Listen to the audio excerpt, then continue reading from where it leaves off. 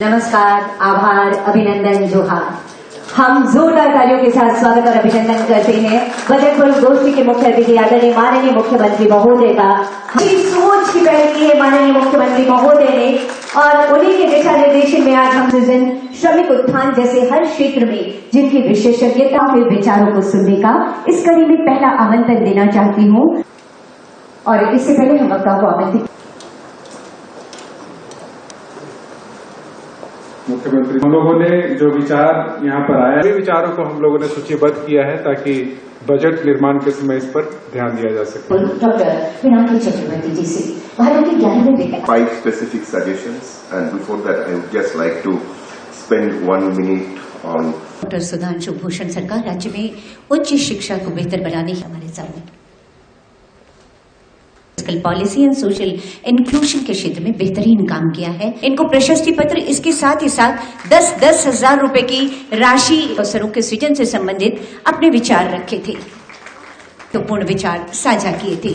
अगला आमंत्रण कृष्ण कुमार राणा,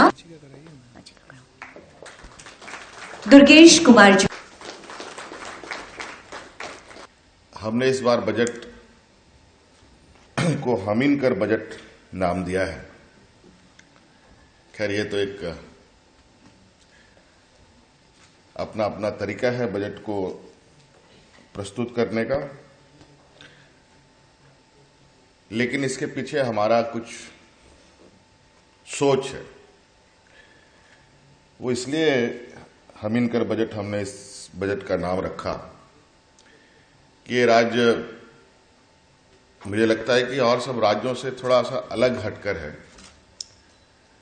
यहाँ पर मैक्सिमम जो पॉपुलेशन है ST, SC, OBC and minorities की यहाँ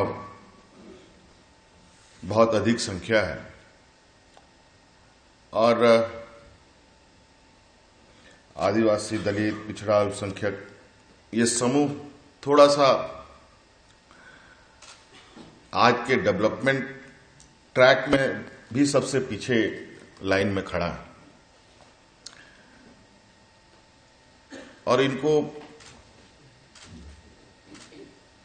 मुझे लगता है कि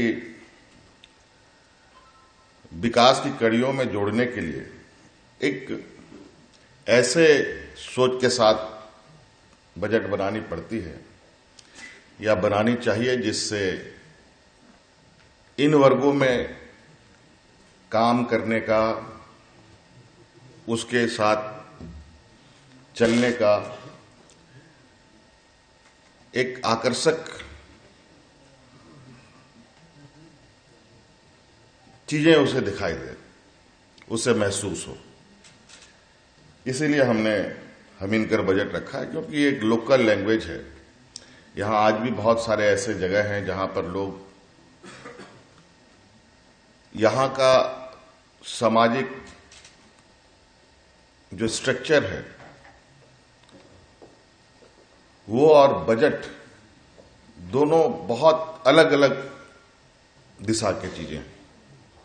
जो यहां महानुभाव लोगों की जो कई सुझाव आए हैं, कई चीजों पर तो हम लोगों ने कई डिस्कशंस किए हैं, कैसे होगा, इन सब चीजों के लिए रास्ते निकाले जा रहे हैं।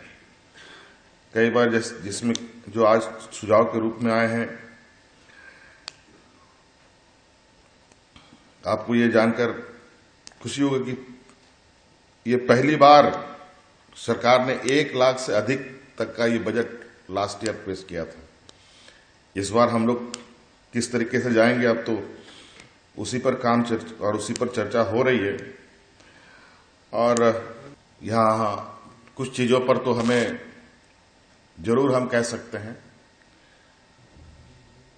जैसे कि आज इस राज्य को 2-3 चीजों की जो आवश्यकता है किसी भी डेवलप स्टेट के लिए, उससे हम लगभग आच्छादित हो चुके हैं।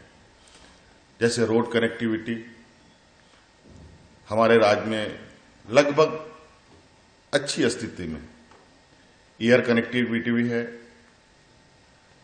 और